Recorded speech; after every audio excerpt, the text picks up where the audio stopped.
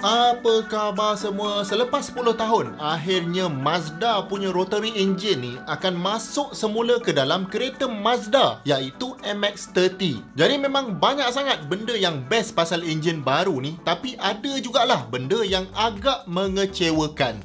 Tapi apa beza enjin rotary sekarang ni dengan enjin rotary dulu yang diorang guna dalam Mazda RX-8 dulu? Makin best ataupun makin tak best? Kenapa sampai 10 tahun baru muncul balik? Ingatkan dah pupus terus enjin rotary ni kan? Okey, jom kita tengok. Jadi kalau dekat Mazda RX-8 dulu, salah satu benda yang paling best pasal rotary engine ni adalah dia boleh rev sampai 9,000 RPM. Memang laju betul enjin tu pusing, bunyi pun syahdu. Tapi enjin rotary yang baru kali ni Mazda bagi rev sampai 4,000 RPM saja. Jadi tak dapat lagi lah bunyi yang syahdu ni. Dan enjin rotary dalam MX-30 ni pula bukan digunakan sebagai main engine untuk kereta tu, tapi hanyalah digunakan sebagai range extender. Range extender ni maknanya kan, kalau bateri kereta tu habis, enjin rotary ni lah yang digunakan untuk cas balik bateri tu. Dia macam kereta hybrid, cumanya enjin tu tak connect langsung dengan powertrain sampai dekat tayar. Memang hanya elektrik motor saja yang akan drive tayar kereta ni, dan enjin ni wujud semata-mata untuk cas bateri saja. Jadi pendek kata, tak kira kita rev macam mana pun throttle pedal kita tu, memang tak ada efek pada speed enjin ni.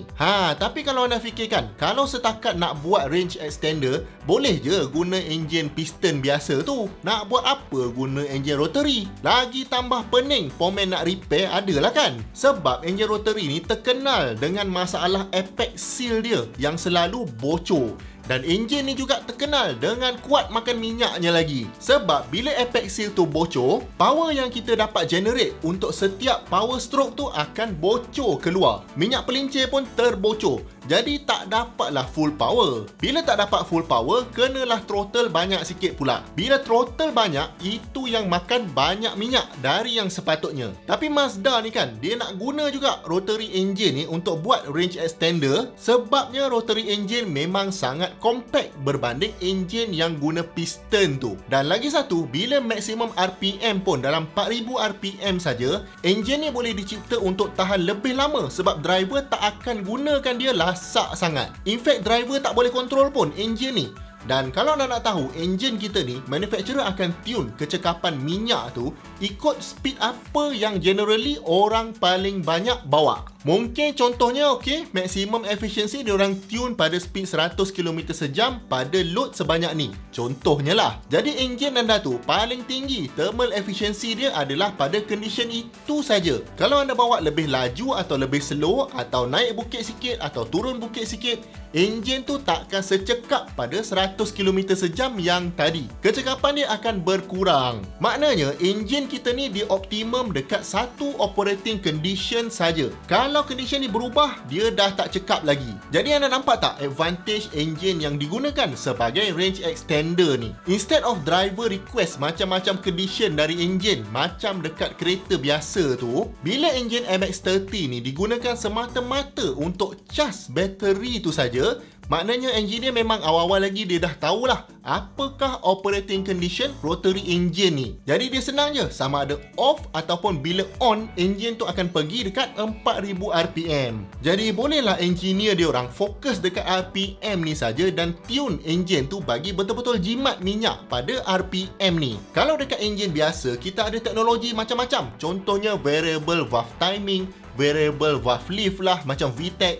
Semua teknologi ni dibuat supaya pembakaran berlaku dalam keadaan optimum. Jadi boleh jimat minyak. Cuma dekat rotary engine yang digunakan sebagai range extender ni, sebab kita punya akan on atau off saja. Maknanya kita tak boleh kontrol pun RPM dia ni sebagai driver kereta tu. Engine ni akan jadi sangat cekap dan tahan lebih lama sebab kita takkan push dia sampai 9,000 RPM. Dan kalau kita dah tahu exactly operating condition engine ni, maka tak perlulah kita guna teknologi yang canggih-canggih sangat macam variable valve lift ke, variable valve timing ke, sebab kita tak perlu dah enjin yang fleksibel macam ni sebab kita dah tahu dekat mana dia akan operate.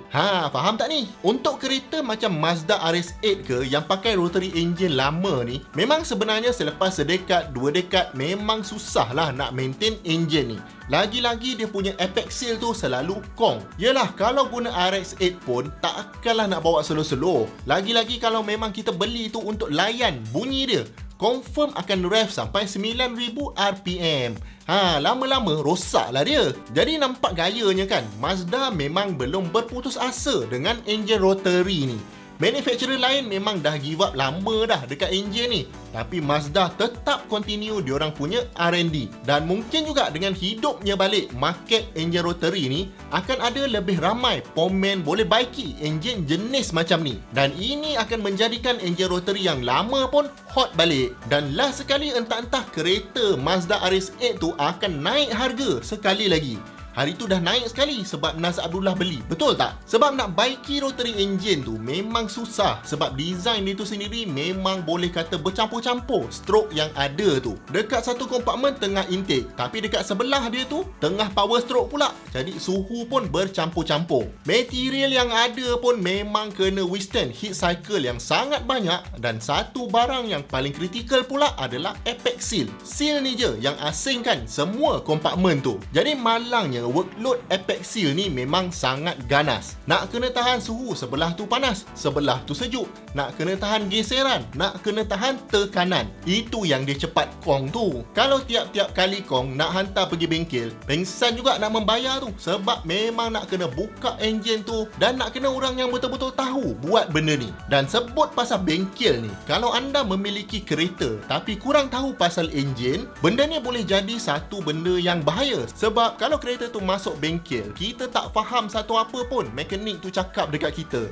Jadi kita pun angguk-angguk je lah asalkan kereta kita tu siap dibaiki. Jadi dengan cara menambahkan ilmu anda pasal enjin, anda akan dapat faham apa yang mekanik ni cakap dan anda boleh decide nak beli yang itu ke, nak beli yang itu ke, nak tukar part ni ke. Bila dia bagi tahu tu, anda tahu apa benda yang rosak. Jadi untuk membantu anda menambahkan ilmu anda tentang enjin ni, saya jemput anda join kursus online Zero to Hero di mana ada 50 video dan lebih 5 jam konten untuk anda tahu semuanya pasal enjin. Segala sistem dalam enjin tu, segala komponen enjin. Contohnya macam ni ada ECU. Saya siap ajar lagi macam mana nak guna multimeter ni untuk cek voltage dekat dalam kereta kita. Dan banyak lagi komponen-komponen lain. Semuanya saya ambil daripada enjin sebenar. Enjin ni kita ambil dari enjin Honda Jazz untuk buat kursus ni. Jadi link untuk join saya letak dekat bawah dan sekarang ni masih ada 60% diskaun. Okey, jom kita sambung.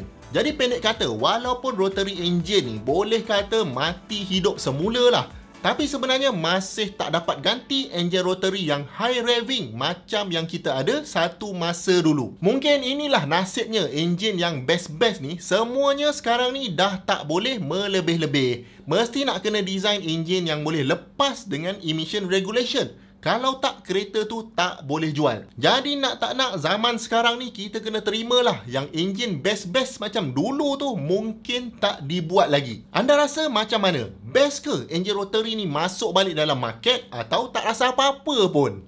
Jemput komen ramai-ramai dekat bawah. Sekali lagi, link untuk join kursus enjin Zero to Hero saya letakkan juga dekat bawah ni. Jumpa lagi di video yang akan datang. Assalamualaikum.